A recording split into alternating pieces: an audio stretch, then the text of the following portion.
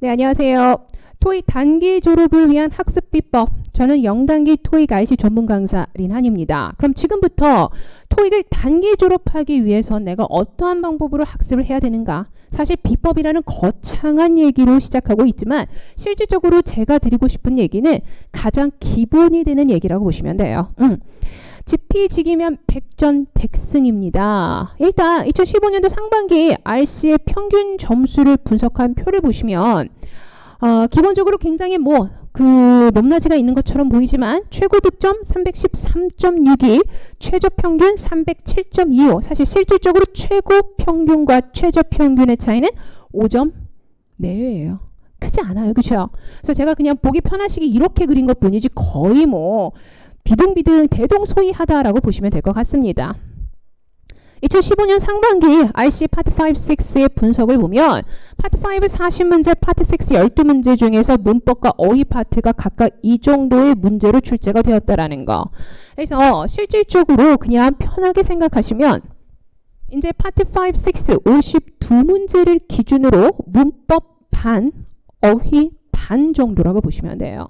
예전에만 해도 문법이 60 그리고 어휘가 40 정도라고 평가했던 그런 시대가 있었는데 점점 더 토익은 문법 어휘가 50대 50의 비율로 비슷하게 출제가 된다라고. 물론 그 와중에 어휘가 훨씬 더 많이 문법보다 조금 더 많이 출제가 되는 달도 있는데 평균적으로는 그냥 5대 5 정도라고 보시면 될 것 같습니다.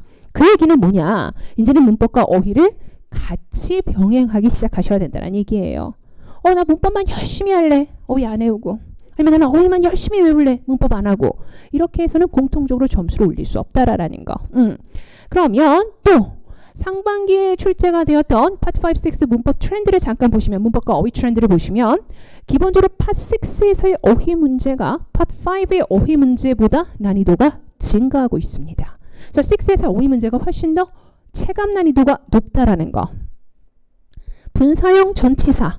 사실 예전에는 분사형 전치사보다는 그냥 일반 형태의 전치사들이 훨씬 더 많이 출제가 되었는데 최근 토익에서는 이런 분사형 전치사 이번 연도만 해도 pertaining to, regarding, given 이런 아이들 분사에서 파생된 전치사의 빈도가 기출 빈도가 높아지고 있고요. 시제 문제가 전형적으로는 파트 5에서 시제 문제가 압도적이었다면 최근 토익에서는 파트 6에서의 시제 문제가 점점 더 빈번하게 출제가 되고 있다는 거. 수량관계 대명사나 복합관계사처럼 에버로 끝나는 복합관계사처럼 평상시 조금 익숙치 않은 형태의 문법이 출제되는 빈도가 역시 증가하고 있다는 거. 이게 바로 2015년도 상반기 파트 5, 6 문법과 어휘의 출제 트렌드라고 보시면 돼요. 하지만 기본적으로 그럼 문법은 사실 실질적으로 토익에서 기출되고 있는 문법의 90% 이상은 계속해서 반복 출제가 되고 있습니다. 그래서 기존의 출제 유형이 계속해서 반복 출제가 되고 있기 때문에 기존에 어떤 문법들이 주로 출제가 되었는지를 정확하게 확보하시는 작업이 필요해요. 그래서 이런 분들을 위해서 기존의 출제 유형을 잘 모르시는 분들을 위해서는 제가 700 플러스나 850 이런 강좌를 통해서 기존의 출제 유형을 확보하시면 되겠고요. 조금 더 고득점을 원하시는 분들은 사실 난이도 중상의 유형까지도 이제는 대비를 해주셔야 돼요. 남들이 쉽게, 남들뿐만이 아니라 나도 많이 틀리는 전체적으로 오답률이 높은 그런 문제들까지도 확보가 되셔야지만 원하시는 고득점 목표 달성이 가능합니다. 그래서 이런 난이도 중상 유형의 대비는 난중상 문제풀이라든가 최고 난도 파트 5, 6, 7 문제풀이를 통해서 정리를 해주시면 될 것 같습니다. 어휘는 어떻게 될까요? 출제되었던 역시 기존 어휘의 무한 반복이에요. 기본적으로. 그래서 일정량의 어휘량이 확보가 되셔야 되고요. 어휘량만 확보돼서는 절대 의미가 없습니다. 왜? 여러분은 사실 어휘 문제에서 단어를 몰라서 틀리시는 경우보다는 그 단어를 포함하고 있는 문장의 해석력이 부족해서 제대로 된 해석이 되지 않아서 틀리시는 경우가 훨씬 더 많기 때문에 단어량과 해석을 같이 연습해 주셔야 돼요. 그리고 점점 더 토익은 덩어리 어휘, 2단어 이상, 3단어 이상의 덩어리 형태로 구성되어 있는 어휘의 빈도가 높아지고 있기 때문에 낱단어의 학습보다는 같이 연결되는 어휘의 덩어리 어휘의 확보가 되셔야 된다는 거. 그래서 이런 어휘, 기존의 어휘와 그 다음에 독해, 해석력, 그 다음 덩어리 어휘까지 정리를 하시면서 토익에서 변별력이 높다라는 형태로 출제가 되는 다이어, 다중품사가 정리된 품사별 어휘 완전 정복 이런 강좌를 통해서 어휘를 대비해 주시면 될 것 같아요. 그죠? 마지막 독해 파트입니다. 독해는 단순히 읽고 해석할 수 있는가를 우리에게 물어보는 파트가 절대 아니에요.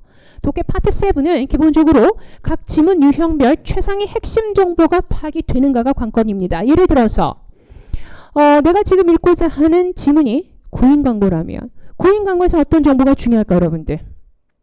어떤 직책이 지금 광고되어지고 있어? 그 직책의 자격 요건은 뭐야? 그리고 그 직책이 하는 일은 뭐야? 회사에 입사하게 되면 어떤 혜택을 받을 건데? 어떻게 지원해야 되지? 지원 방법이 뭐야? 이렇게 벌써 객관적인 정보가 딱 잡히셔야 돼요.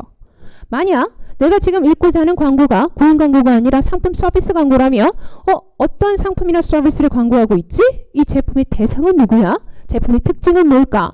어떻게 구매가 가능한가? 이런 것들에 대한 최상위 정보가 제가 지금 이렇게 말씀드리는 이 순간 이렇게 줄줄줄 나오는 것처럼 연습이 되셔야 돼요. 그러니까 이것도 마찬가지로 또 편지도 조금 더 세분을 해보자면 편지도 감사 편지 또는 항의 편지 어떤 편지의 속성이냐에 따라서 감사 편지면 감사가 주제가 아니라 도대체 뭘 왜 감사해? 항의 편지라면 도대체 뭘 왜 항의해? 이런 구체적인 정보들이 빠르게 눈에 들어오셔야 돼요. 그래서 결과적으로 독해 파트는 각 지문 유형별 최상의 핵심 정보를 얼마나 제대로 알고 뽑아낼 수 있느냐가 관건입니다. 그래서 지문 유형별로는 사실 여러분들이 가장 어려워하시는 기사 지문에 대해서 정복이 되셔야 되고요.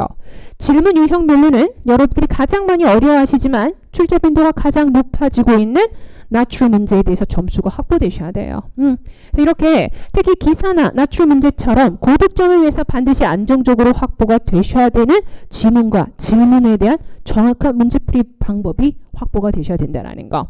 그래서 이런 분들을 위해서는 또 최고난도 파트 5, 6, 7 문제풀이 강좌를 통해서 이런 약점적인 부분들이 공략이 될 겁니다. 그래서 각각 문법 파트에서, 어휘 파트에서, 독해 파트에서 내가 도대체 어느 부분을 신경 쓰면서 공부를 하는 게 맞는가? 라는 생각을 한 번쯤은 해보고 여러분들이 학습을 시작해 주셨으면 좋겠습니다. 계속해서 말씀드리지만 토익은 그냥 기존의 스킬만으로는 절대 여러분이 원하시는 목표 점수 달성이 점점 더 어려워져요, 여러분.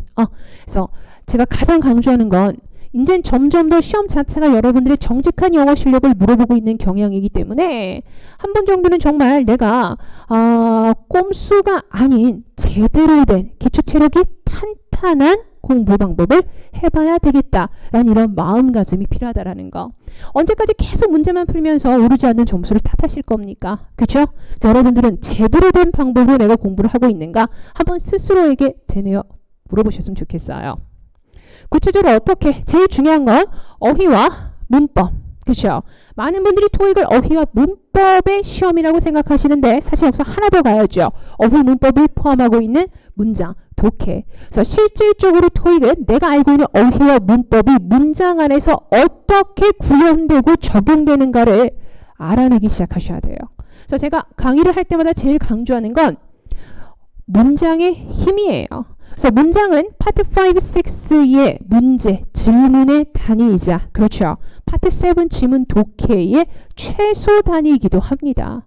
그래서 문장의 힘을 쌓는다는 건 5, 6, 7 골고루 공부하는 가장 기본적인 자세이기 때문에 여러분들은 앞으로 어휘, 문법, 문장, 독해 이 세 가지 파트를 같이 맞물려 가면서 공부해 주셔야 돼요. 어느 한쪽에 편중되지 않게, 치우치지 않게 그런 골고루 학습 방법을 진행해 주시기 바랍니다.